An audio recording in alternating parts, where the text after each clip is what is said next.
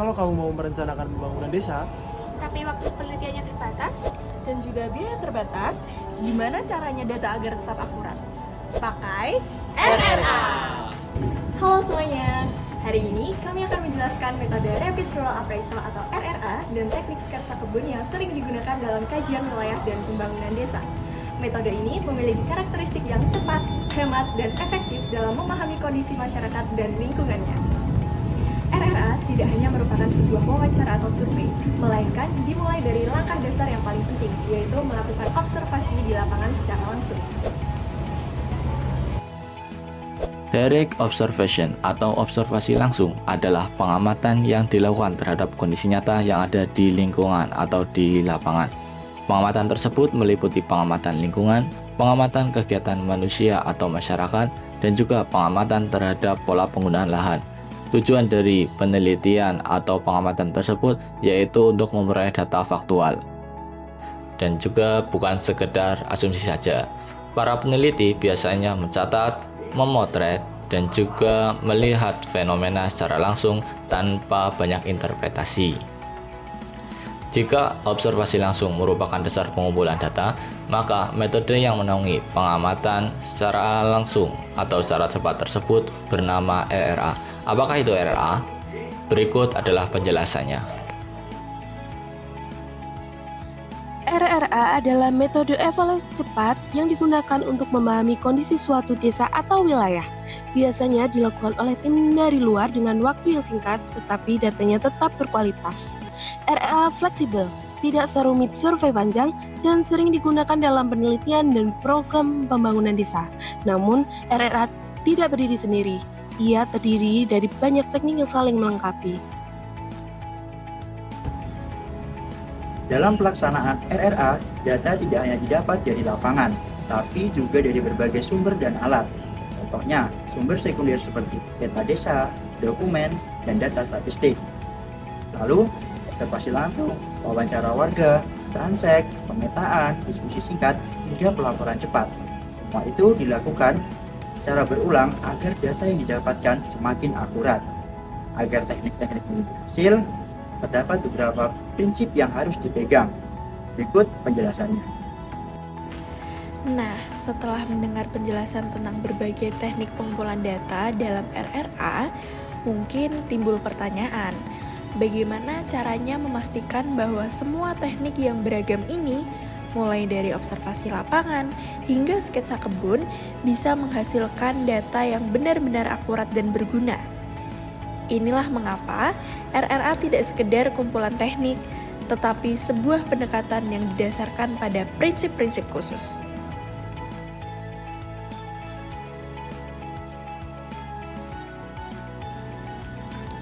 Bayangkan, ketika kita datang ke sebuah desa dengan waktu terbatas, kita berinteraksi dengan banyak orang dengan latar belakang berbeda.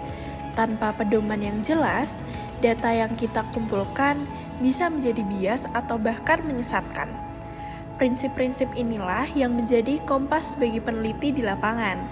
Mereka memastikan bahwa meskipun prosesnya cepat dan fleksibel, kualitas data tetap terjaga. Prinsip-prinsip ini juga yang membedakan RRA dari sekedar wawancara biasa atau pengamatan sepintas. Mari kita ambil contoh konkret. Saat melakukan wawancara dengan petani, tanpa prinsip menghargai pengetahuan lokal, kita mungkin tidak sabar mendengarkan penjelasan detail mereka tentang pola tanam. Atau tanpa prinsip triangulasi, kita mungkin langsung percaya pada satu sumber informasi saja, padahal kebenarannya perlu dicek dari berbagai pihak. Prinsip-prinsip ini juga yang melindungi masyarakat yang kita teliti. Dengan prinsip tidak mendominasi, kita memastikan bahwa interaksi kita dengan masyarakat setempat bersifat kolaboratif, bukan ekstraktif.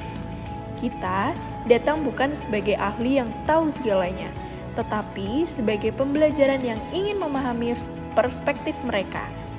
Dalam konteks pembangunan desa, prinsip-prinsip RRA memastikan bahwa program yang direncanakan benar-benar sesuai dengan kebutuhan dan kondisi real masyarakat, bukan berdasarkan asumsi atau data dari atas meja semata. Jadi, sebelum kita masuk ke detail prinsip-prinsip RRA, ingatlah bahwa prinsip-prinsip ini adalah jiwa dari seluruh proses. Mereka yang membuat RRA menjadi metode yang tidak hanya rapid, tetapi juga reliable dan respectful. Sekarang, mari kita bahas satu persatu prinsip-prinsip penting dalam RRA. Prinsip dari RRA adalah efisiensi, menghindari bias, menghargai pendapat masyarakat, triangulasi, dan bersikap netral. Seorang peneliti tidak boleh mendominasi, melainkan harus belajar dari dan bersama masyarakat. Karena terkait dengan prinsip sudah jelas, selanjutnya perlu diketahui juga terkait dengan ciri-ciri pelaksanaan RRA di lapangan. Yang pertama, dilakukan oleh tim, waktunya singkat, biayanya murah, dan prosesnya semi terstruktur. RRA banyak digunakan untuk proses awal sebelum kita melakukan pembangunan desa. Teknik seperti transek, wawancara singkat, dan pemetaan sering digunakan di tahapan ini. Salah satu teknik yang sering digunakan dalam kajian lahan adalah sketsa kebun. Apa itu dan bagaimana caranya? Yuk simak bersama. Sketsa kebun adalah teknik pemetaan sederhana untuk menggambarkan kondisi lahan, tanaman, sumber air, batas wilayah, dan juga pola tanam. Biasanya masyarakat menggambar sesuai dengan pengetahuan mereka. Nah, kegunaan dari sketsa kebun yaitu mampu menangkap detail kecil yang tidak ada di peta besar. Tapi sketsa kebun bukan soal hanya menggambar loh, ada tujuan di baliknya. Sketsa kebun digunakan untuk memahami kondisi lahan, mengidentifikasi permasalahan seperti banjir, lahan kritis, dan juga membantu merencanakan penggunaan lahan. Bahkan sketsa lahan bisa digunakan untuk memecahkan konflik loh.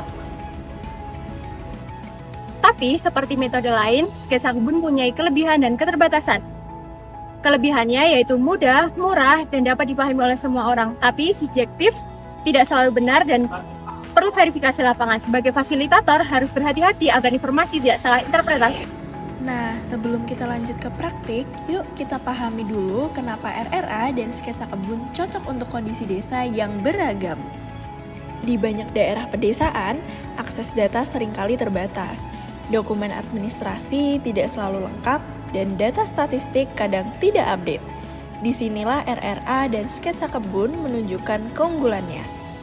Dengan RRA, kita bisa menggali informasi langsung dari sumber yang paling tahu, yaitu masyarakat setempat, petani, nelayan, dan warga desa sebenarnya adalah ahli di lingkungan mereka sendiri. Mereka tahu musim tanam yang tepat, lokasi rawan banjir, jenis tanah terbaik untuk tanaman tertentu, bahkan sejarah perubahan lahan selama puluhan tahun. Pengetahuan lokal inilah yang sering terlewatkan dalam survei formal, namun justru sangat berharga untuk perencanaan pembangunan yang tepat sasaran. Dengan sketsa kebun, pengetahuan lokal itu bisa divisualisasikan secara sederhana, sehingga lebih mudah dipahami oleh semua pihak. Kalau sudah tahu teori dan manfaatnya, mari kita lihat praktik sederhana sketsa kebun. Pertama, kita membuat batas lahan dan arah mata angin. Kemudian menggambarkan penampakan sesuai kondisi di lapangan. Setelah itu, kita memberikan keterangan kepada sketsa yang kita buat. Nah, sketsa itu penting untuk memahami kondisi di lapangan. Selain langkah-langkah dasar yang sudah dijelaskan, sketsa kebun juga bisa dikembangkan dengan memanfaatkan teknologi sederhana yang tersedia. Misalnya, setelah gambar sketsa selesai dibuat, kita bisa membandingkannya dengan peta digital atau foto udara dari Google Earth. Ini membantu dalam validasi data dan memberikan perspektif yang lebih lengkap. Sketsa kebun juga sering menjadi bagian dari metode yang lebih luas, Participatory Rural Appraisal atau PRA. Dalam PRA, sketsa tidak hanya dibuat oleh satu orang, tetapi bersama-sama oleh masyarakat. Mereka berdiskusi, menganalisis masalah, dan merencanakan solusi secara kolektif.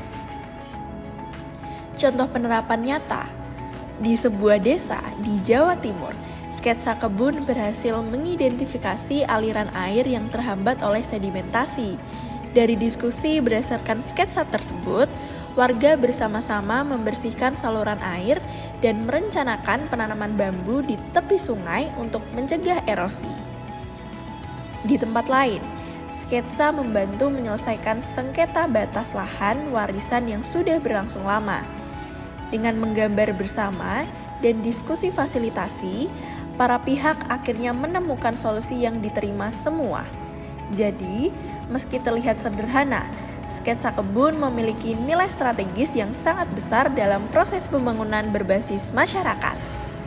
Dari penjelasan tadi dapat disimpulkan bahwa RRA dan sketsa kebun merupakan metode yang cepat dan efektif dalam memahami kondisi desa dan lahan.